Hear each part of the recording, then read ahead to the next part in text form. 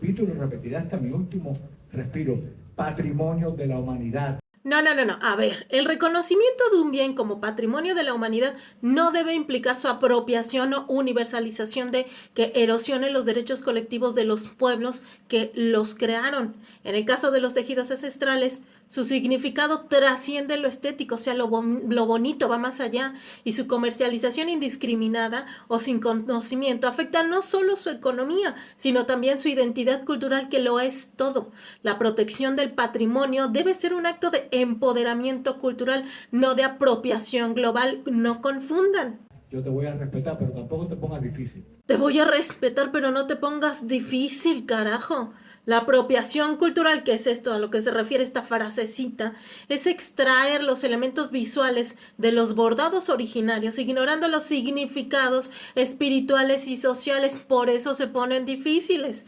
Además, al comercializar estos diseños sin reconocer a sus creadores, se refuerza una lógica colonial que subordina los saberes indígenas a intereses capitalistas. Por eso se ponen difíciles. Por ejemplo, marcas internacionales como Vogue han reproducido patrones indígenas sin compensación económica, porque tampoco ustedes les quieren pagar, y cuando ellas les cobran, hasta se me indigna.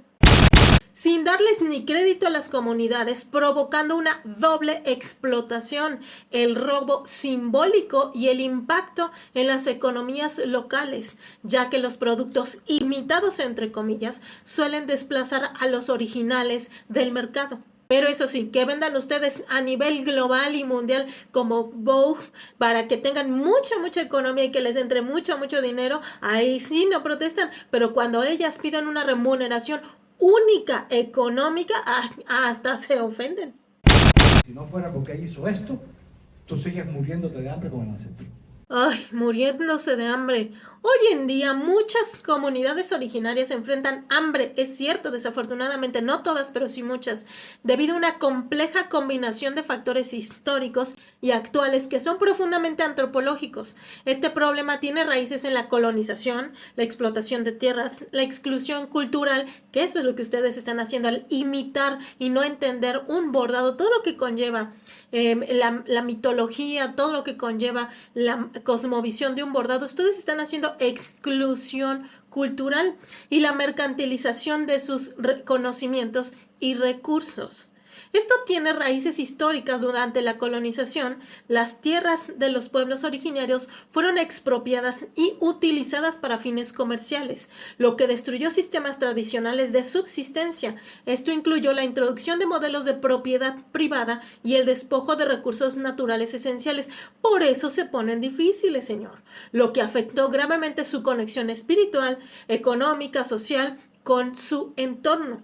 En tiempos recientes, las prácticas, los símbolos y los conocimientos originarios han sido comercializados, mercantilizados sin respetar su significado original ni ofrecer beneficios a las comunidades que los crearon. La apropiación cultural, señor, es un proceso donde la cultura dominante adopta elementos de otras culturas para su propio beneficio. Aquí cabe su frasecita de sí te respeto, pero no te pongas difícil, porque a ti te va a traer un beneficio económico tremendo. Por ejemplo, aunque los textiles o las medicinas tradicionales, que es ahorita lo que están extrayendo muchísimo de las comunidades como moda, generan riqueza en mercados globales. Estas comunidades rara vez obtienen ganancias, perpetuando su pobreza y marginación. Además, la discriminación estructural y el racismo influyen en su exclusión de servicios básicos como salud, educación y mercados laborales. Esto, combinado con un contexto de políticas públicas que a los gobiernos les interesa un cacahuate, por eso ustedes pueden llegar a hacer extractivismo cultural de los bordados sin que nadie les diga nada, las mantiene a estas en una situación de vulnerabilidad extrema. No, pero el chévere que me pidió $5,000 por enseñarme su cultura, que es mía. ¿Me van a enseñar mi cultura? No, Si fuera tu cultura, no irías a aprender, entre comillas, de ella, porque la vivirías y por tanto la comprenderías. La apropiación cultural hermana, que eso es lo que estás haciendo, ocurre cuando símbolos o expresiones de una cultura se toman sin respetar su significado ni retribuir adecuadamente a sus creadores. La cultura de una comunidad originaria no puede ser vista como representativa de todo un país, porque cada comunidad tiene su propia identidad cultural, su cosmovisión y sistemas simbólicos únicos. Por eso vas tú allá, porque sabes que son únicos y los quieres explotar. Este fenómeno es resultado de la diversidad cultural que incluye lenguas, formas de organización social, prácticas espirituales, técnicas de subsistencia específicas que no son compartidas uniformemente dentro de un país. Que vivamos todas y todos dentro de un territorio que llamamos país no quiere decir que entendamos culturas específicas, por lo tanto, si no la entendemos, no son nuestras, hay que respetar. Desde un análisis antropológico, la identidad cultural se define como un conjunto de conocimientos, prácticas y significados que una comunidad desarrolla en relación a su entorno y su historia. Por eso se ponen difíciles, señores. Imagínense que se quieren llevar toda su historia nada más por unos centavos o por un reconocimiento, a veces ni siquiera un gracias. Estas identidades no son homogéneas dentro de un Estado-nación, especialmente en países pluriculturales como México, América Latina, donde las comunidades originarias preservan tradiciones milenarias que a menudo contrastan con culturas dominantes urbanas y mestizas. Imagínate, es una cultura milenaria y tú la quieres solamente para esta época de moda, cuando esto ha sido a través de cientos de generaciones que tienen estos bordados, que no solamente es lo estético, sino es toda una historia y tú lo quieres solamente por una temporada muy corta para la moda. La apropiación de una identidad cultural comunitaria como símbolo nacional a menudo implica un despojo simbólico y político. Esto ocurre cuando elementos culturales que se extraen de un contexto original y se reinterpretan bajo una perspectiva hegemónica, por ejemplo, la apropiación de trajes típicos o diseños artesanales por la moda o el turismo, desvincula estos elementos de significados comunitarios originales, como sucede con los textiles que tienen raíces espirituales y sociales profundas. Esto no solo invisibiliza a las comunidades que lo crearon, sino que también perpetúa desigualdades económicas y culturales. Por último, la diversidad cultural no solo enriquece a las naciones, sino que debe ser protegida mediante el respeto a los derechos colectivos e individuales de estas comunidades. Implica garantizar que las prácticas culturales se mantengan bajo el control de sus legítimos portadores, no tuya, sino de ellas y ellos, preservando su autonomía y evitando su comercialización indiscriminada por intereses externos. Esto en un mundo ideal donde las leyes sí se aplican, pero mientras la sociedad estamos protestando que esto no suceda. Como el día de mañana, cualquier diseño, ni siquiera de la comunidad, cualquier diseño puede ser copiado.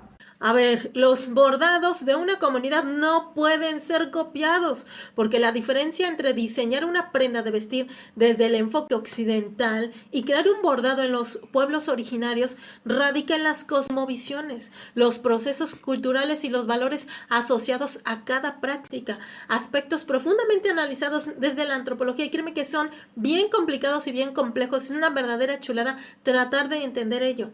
Mientras el diseño occidental es un diseño de moda en el contexto occidental, generalmente responde a tendencias globales de funcionalidad y mercados masivos. Se enfoca en la innovación estilística, el uso de tecnologías avanzadas y la rentabilidad.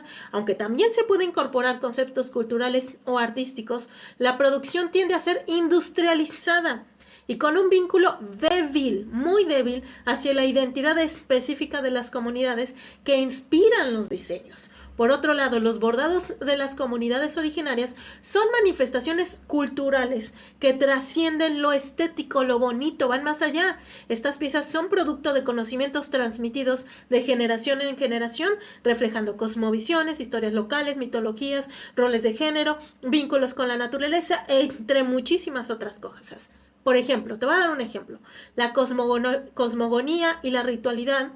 Los motivos bordados no solo son decorativos, sino representaciones del universo y la espiritualidad de la comunidad. Por ejemplo, Símbolos como el maíz, y eso lo sabemos muchísimo en México, en textiles totonacas, son emblemas de vida y abundancia. Otro ejemplo, los bordados a menudo reflejan los roles tradicionales. En las comunidades Mazahua, allá en el Estado de México, las mujeres asumen el bordado como una extensión de su identidad cultural desde niñas. Ahí te va otro. Las técnicas como el uso de telares de cintura o de bordados a mano implican una conexión íntima entre el creador, la creadora, el material y el entorno natural. Esto es bien complejo. Desde el punto de vista antropológico, el diseño occidental y el arte textil originario representan distintas relaciones entre las personas y los objetos, mientras que el diseño industrial busca las soluciones funcionales ya rápido para el mercado rapidito. Los bordados indígenas surgen de un contexto comunitario y espiritual. Estos procesos no deben verse como intercambiables ni apropiables sin considerar las implicaciones culturales y económicas para las comunidades involucradas. La importancia de esta diferenciación radica en evitar la apropiación cultural y reconocer la autonomía de los pueblos originarios en la creación y control de su patrimonio cultural, de su patrimonio. Además, entender estas diferencias fomenta el respeto hacia la diversidad cultural y promueve el diálogo cooperativo entre diseñadores y artesanos de manera ética y horizontal. Avísenle a Vogue que haga esto. Historia. Para esto nos sirve la historia para afrontar estos hechos actuales. El diseño occidental de moda se desarrolló principalmente a partir de la Revolución Industrial, un proceso que separó la producción del contexto local y comunitario, priorizando la funcionalidad y el mercado global. En cambio, los bordados de los pueblos originarios emergen de una cosmovisión específica, donde cada trazo, color y figura está cargado de simbolismo relacionado con el ciclo de la vida, las fuerzas naturales y las historias locales. Por ejemplo, en la comunidad Tzotzil, aquí en Chiapas, en México, los bordados representan a la madre tierra, las estrellas y los animales como parte de un diálogo con el entorno. En cambio, un vestido occidental, aunque pueda inspirarse en estos motivos, rara vez conserva un vínculo espiritual o territorial de diseño original. En este sistema capitalista que transformó los procesos creativos en cadenas de producción estandarizadas, no podemos dejar de pasar esto. El tema no es, y acá una precisión, no es el tema de las comunidades. ¿Cómo no va a ser el tema de las comunidades? Claro que es por eso que estamos todos emperrados. La inclusión de los tejidos ancestrales como patrimonio no debe mercantilizarlos ni diluir su significado cultural, que sí lo hace. En lugar de globalizarlos para el consumo masivo, se debe fortalecer las prácticas comunitarias, garantizar su autonomía cultural y establecer marcos legales, que ya los hay, por lo menos en México. Hay uno que otro más o menos, pero pues en la vida se aplican porque como los gobiernos no les interesa. Es que estos marcos legales que eviten la explotación, reconocer que el verdadero lujo está en lo auténtico y lo local. Yo me inspiré este colito que tengo, y acá hay un bordado, imagínate que sea ayacuchano, ¿no? O tu falda. Yo la comercializo, yo la compré. Tú la compraste. Pero yo no la comercializo. Pero ¿qué pasa si viene una ayacuchana y dice, no, yo lo bordé? ¿Qué pasa con la que diseñó eso? A ver, hay una diferencia entre inspirar y bordar, hermana. Caer en prácticas que cosifican y descontextualizan los elementos culturales, ignorando la cosmovisión que sustenta su creación. Occidente a menudo exalta estéticamente las prácticas culturales indígenas, pero lo hace sin devolver nada tangible a las comunidades de origen. Este enfoque perpetúa la narrativa de las culturas indígenas que son primitivas y entonces yo les voy a enseñar diseño. Ay, pobrecitos, ellos no saben. O romantizan, ignorando su valor como sistemas complejos de conocimiento que podrían ofrecer soluciones sostenibles y equitativas a problemas globales. Entonces, entendiendo que esta es una cuestión bastante compleja, el bordado, porque te da todo el conocimiento de su comunidad, ¿quién a quién le tendría que enseñar? ¿Tú, diseñador global, o esas personas que tienen muchísima historia? A ti. A ver, ¿quién enseña a quién? ¿Y quién está copiando a quién? En contraste, los bordados originarios representan a la comunidad Cada diseño refuerza la identidad colectiva y no busca satisfacer un mercado externo, sino fortalece vínculos sociales. Ahora han tenido que hacerlo porque precisamente toda esta discriminación, esta desvinculación económica, social, etcétera, han tenido que salir a vender sus bordados. En muchas comunidades, bordar es un acto de empoderamiento femenino, hermana. Las mujeres no solo transmiten conocimientos, sino que articulan su papel como guardianas de la memoria cultural a través de sus bordados. Los textiles también marcan diferencias entre comunidades. Por ejemplo, los huipiles en Guatemala pueden identificar de qué región o grupo étnico proviene la persona, y la moda occidental a menudo transforma estos elementos en productos decorativos que ignoran la narrativa espiritual y comunitaria de los textiles originarios. Quieren que todos nos vistamos igual. ¿Dónde está nuestra autenticidad como personas a través de lo que vestimos? Si todos queremos vestirnos como Vogue nos dice.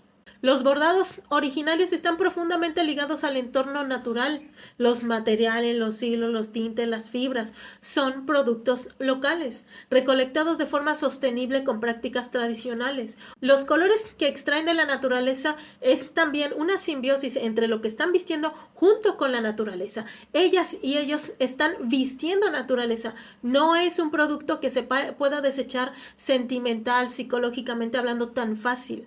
En cambio, el diseño occidental está diseñado para desvincularse del lugar de producción. La globalización permite que una prenda sea conceptualizada, por ejemplo, en Milán, fabricada en Bangladesh y vendida en Nueva York, rompiendo la relación orgánica entre el creador, objeto y el entorno. Ahí va otro. En los pueblos zapotecos, ciertos patrones bordados por mujeres contienen mensajes sobre su estatus civil o rol en la comunidad. Los birráricas o los mal llamados huicholes utilizan los bordados que representan el viaje del alma y sus conexiones con los dioses, narrando historias a través de figuras geométricas y colores específicos. Dime, hermana, ¿tú con tu diseño entregas esto? ¿Shane con su diseño entrega esto? ¿Te da a entender esto? ¿Vogue en su revista nos da a entender esto de manera profunda? Además, el ciclo del diseño occidental opera bajo una lógica lineal.